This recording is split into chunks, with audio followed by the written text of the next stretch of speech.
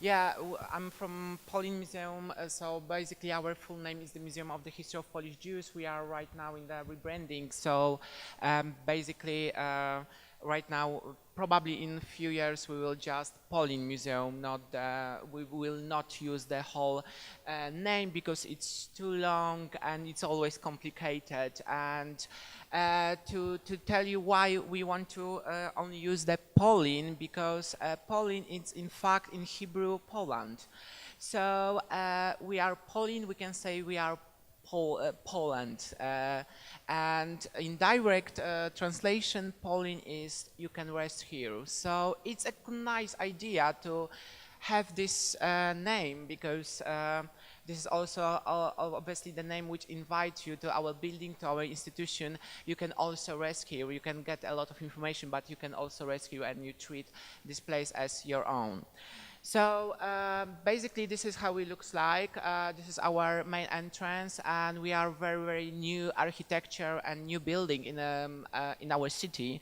And as Joanna mentioned that they opened last year, we just opened in 2013, but the core exhibition, so the heart of our museum, was opened at the end of October 2014. So we quite young institution compared to some of you. But basically right now we are like you, we are just an institution which have got a lot of events, cultural events like temporary exhibition, public discussion, lectures and so on and so on. So a lot of things going on, but I will focus on our project which built our community and how we try to reach our mass target group. So basically the Jewish communities which are not only in Poland but around the whole world. So I will present how we try to reach these diasporas. Formally, Colin, could you just, I will just show you a short movie to give you some impression what is the building, because it's really interesting, and I will continue my speech. So formally it was founded in 2005 and it's quite unique partnership because it was a partnerships public and private. So the private partner was the Association of Jewish Historical Institute of Poland, and the public partner was, we can switch off the loud. Could you mute it? Yeah, thank you. And the public partner was the city of Warsaw, so the capital of Poland, and the obviously Polish Ministry of Culture and National Heritage. It was quite unique partnerships in this time in Poland, and it's one of the first which is successful because we exist and we are right now opened. And it's thank you. And it's basically according to our agreement, the public partner was responsible for our building and oversee the construction.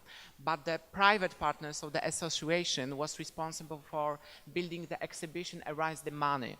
So that's why we were lucky because we've got a lot of freedom to do that, according obviously to the national politics of history, but still we could choose the best of the best to cooperate. So it's not usual project in Poland because all these formal stuffs, but we can talk about that later on.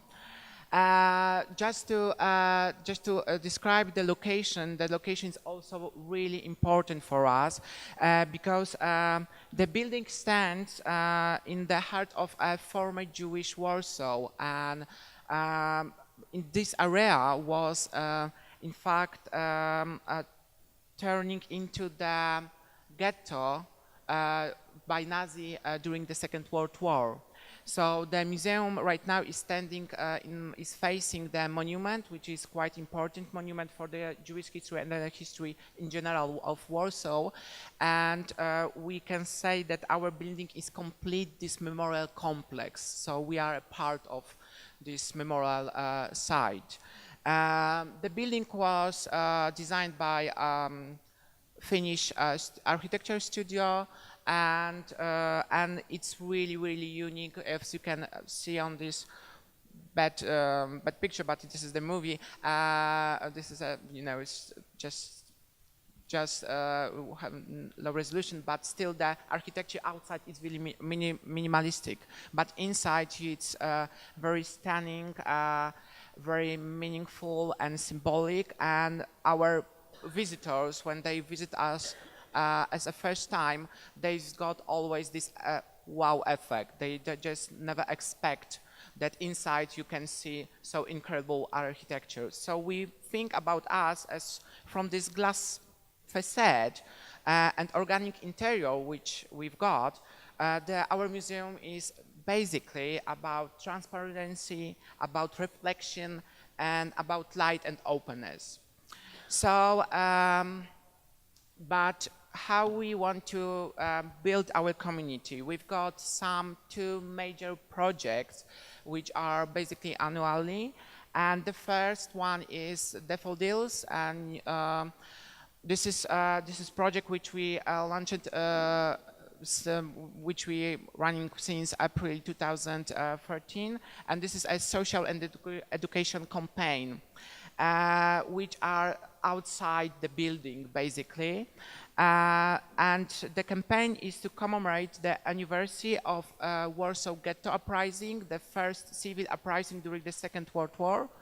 And each year on April 19, we as a museum and our partners, we just hand out the thousands of yellow daffodils, paper daffodils on the streets of Warsaw, and also on another cities around the world which are our partners.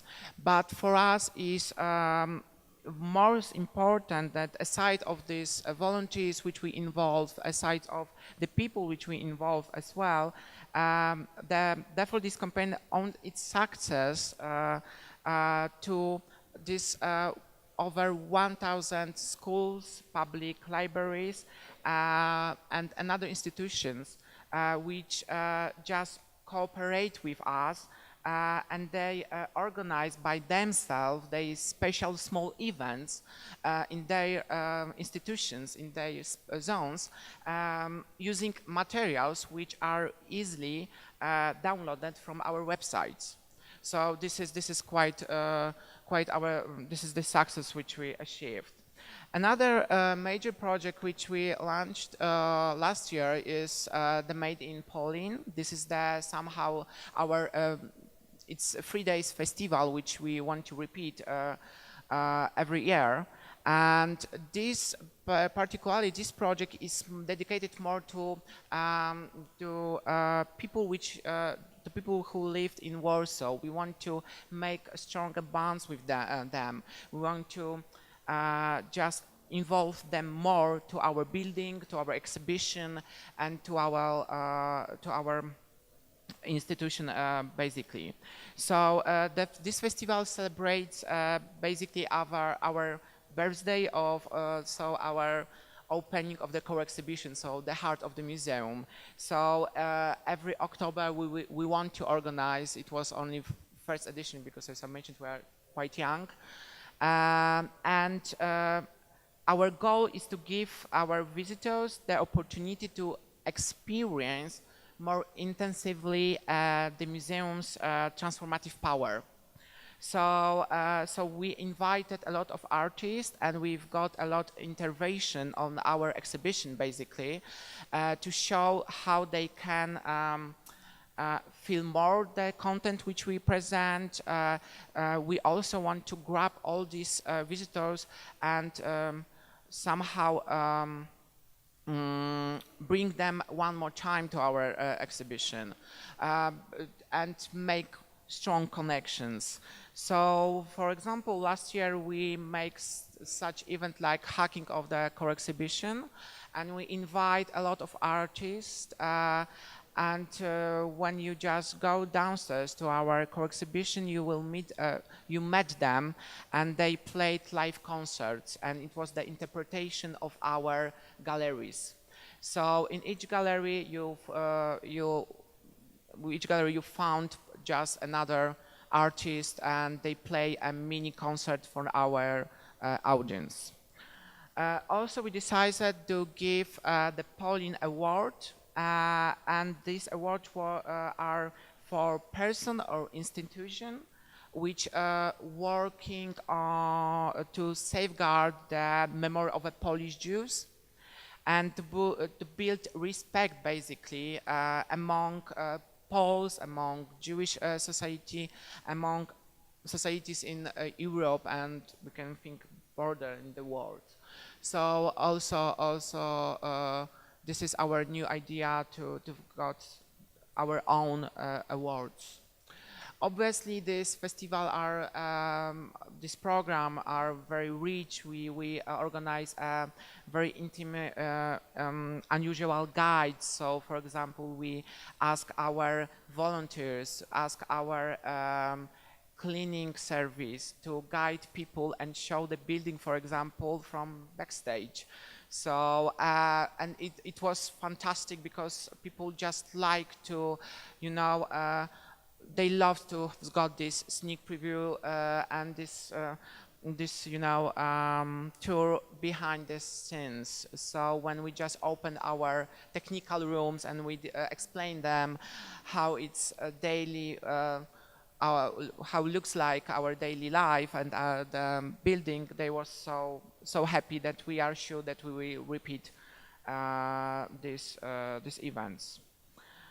But this is some facts and figures we can pass because, yeah. But as I mentioned, the museum basically was created from the inside out, basically, because before there was a building, before there was our museum, there was the core exhibition, and this movie will show you how our exhibition looks like.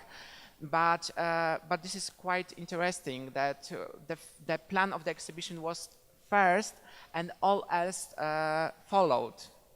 After we create the story, the plot of our exhibition, we launched the international competition for the building. So yeah, that's why we love to say that our exhibition is more like a theater of the history than a normal exhibition, which we can, for example, see in national galleries and so on and so on. And but what is the story? The story obviously is 1,000 years of continuous Jewish presence in historical territory of Poland. And also for us, it's important to that our visitors will understand, not only the visitors from Poland, but from the whole world, that the history of Polish Jews are also the part of the history of Poland in general. Today, you can imagine that our exhibition is basically occupies virtually the entire footprint of our building, because they are on the ground floor. The exhibition is on the ground floor, and we like to think that the exhibition is our roots, our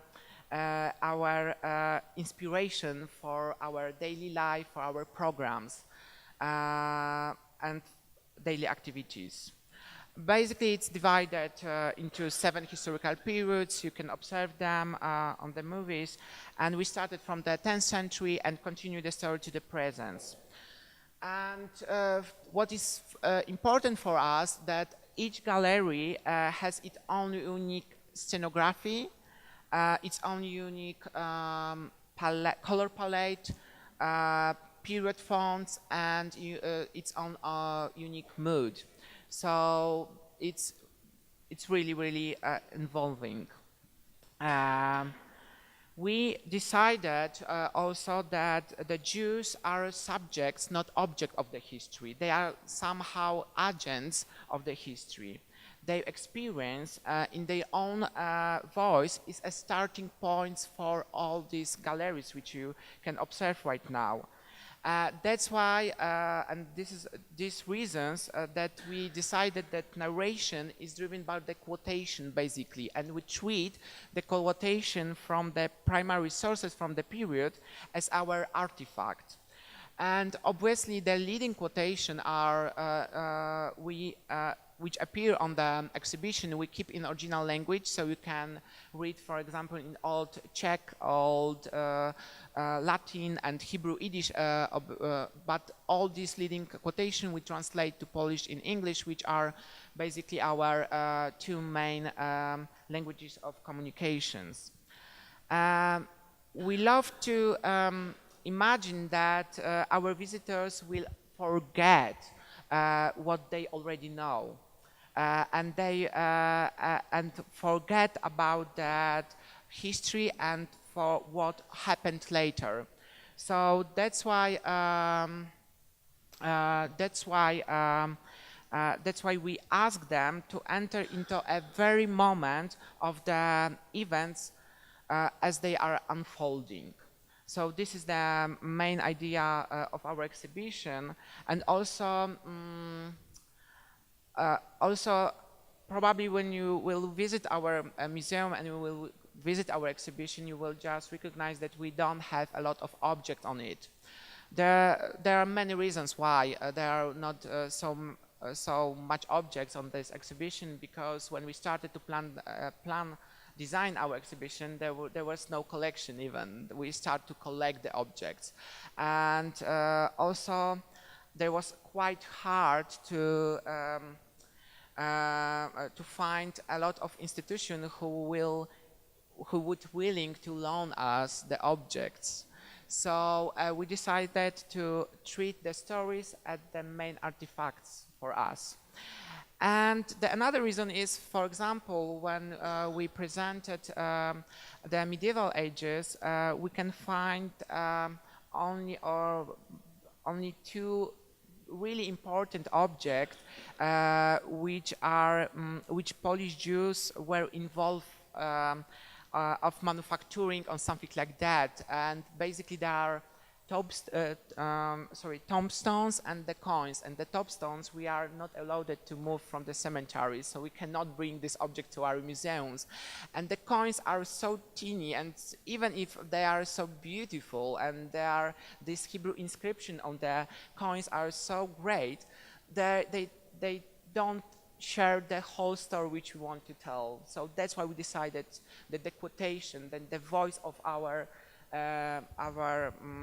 heroes are so important in our exhibition. That's why the medieval age gallery is like a three-dimension manuscript. We ask our famous comic illustrator to create the whole space inspiring by the medieval manuscript.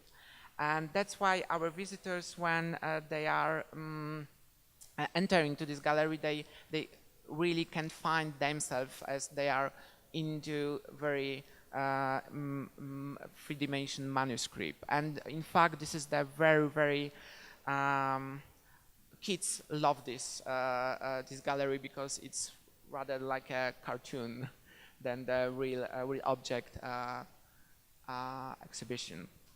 So, but what else? Our goal of the exhibition was our goal has been to create the memorable exhibition, and to be memorable must be emotional. But for us, it's also important that the worthy to be memorable is to provoke and must be thought-provoking. That's why we use such example on our exhibition, like new kind of objects.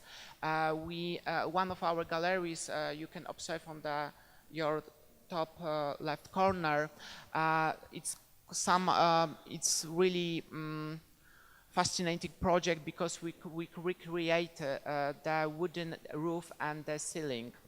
And because nowadays there is no wooden synagogues in Poland, so we decided that we cannot bring this is the reason why we cannot bring the original objects, so the part of the synagogue, to our exhibition. So we decided that we can recover the knowledge how the wooden building was built, and we just did it. We just invite volunteers, specialists from around the world, the crafts makers. We give them authentic tools, we give them knowledge, and we create this small, we can say, community around this project. And since from 2011 to 2013, we just rebuilt the real scale roof and the ceiling.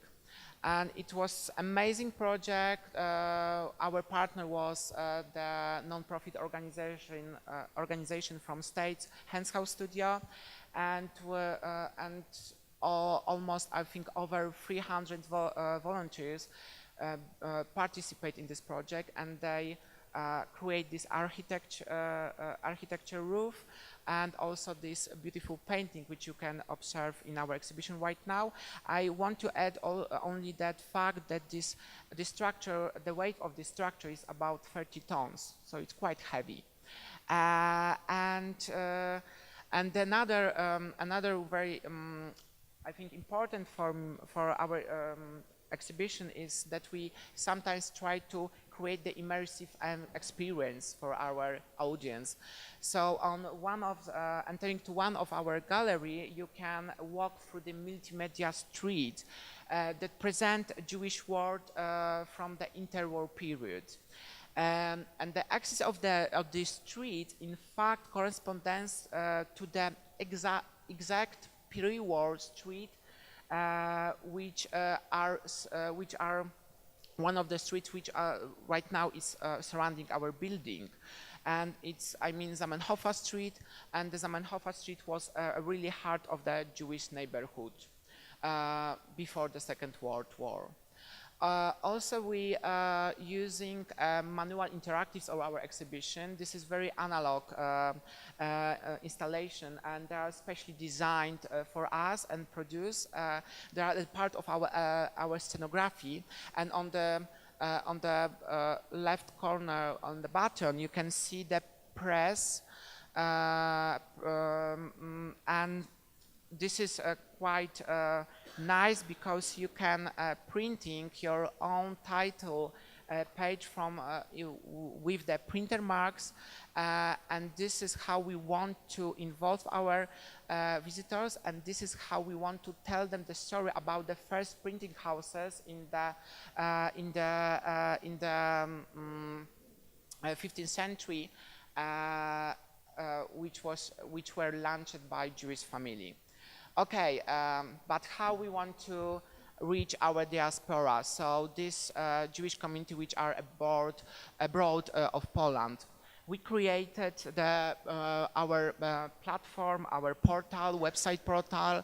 It's a virtual Stadt, and the Stadt is basically the town in Yiddish. So this is the virtual town, and on this portal we present a lot of stories and a lot of information about the towns and big cities which are connected to the Jewish history, Jewish culture, and we present both the past and the present history of these towns, and it's quite important because thanks to this portal, all these Jews of this diaspora could find their roots. They are really interested to for example, find what happened or what is going on in the town which my parents came from. And they also are very active, and they posted a lot of information. They just also looking via this portal their families, their neighborhoods. So it's quite a social portal right now. That's why we decided in last year to change the interface to be more user-friendly, to be more social platform than the informative platform, like we can say Wikipedia or something like that of history. And I need to tell you that last year we've got only over 5 million visits on this portal, and over 5 million. Yeah, it's I just checked, double checked, and I've got this information from POLIN Museum right now, so it's true. But the unique users, it's over 1 million. So yeah, so I think we are quite okay with this. And but we also want to build community of our closest society, so the Poles. So that's why we decided to, because we know that sometimes it's really hard to go to the Warsaw and visit our museums, and also in Warsaw we've got many museums and very attractive, like the Science Center, like the Zoologic Garden. So people sometimes choose them than us. So yeah, and also a lot of people never visit Warsaw because they want to spend the time in their town or go abroad. So what we decided to do, we create something like Museum on the Wheels. So this is a quite new project coordinating by Monika Sotkowska, Kinga Lewandowska, and Zosia Biernacka, my colleagues from the POLIN Museum. And we basically create the traveling exhibition, and we packed our core exhibition in 2 containers, and we travel around the Poland, and we choose only the small towns up to 50,000 inhabitants, which the towns which we pick up are always connected to a Jewish history. And we just stay there for 2 or 3 days, and we involved all these inhabitants to visit these 2 containers, and they can get the basic information about our institution, but we also very briefly inform them about our core exhibition. So, for example, 1,000 years of Jewish presence in 5 minutes, we can say, basically. But what is more interesting, that we involved a lot of local activities, and we support them. So, for example, when some of them are they've got great ideas, but they cannot find the funds for realize this project. They can always got some support for us, even money support. So they really can do what they dream on. So this is our really, I really like this project, and as you can see, since 2014 we visit 47 cities, and our visitors are over 40,000, and we've got over 300 public events around this platform. And yeah, this is what I want to say at the end, that we are really interested what is our future, because right now we are build the community, but we know that the next generation probably will not,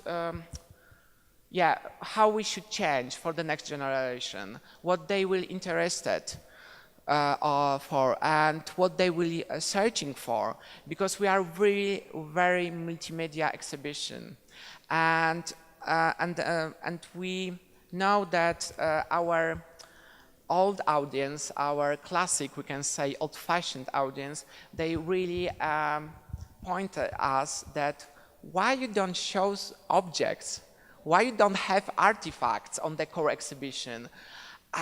What? This is the museum?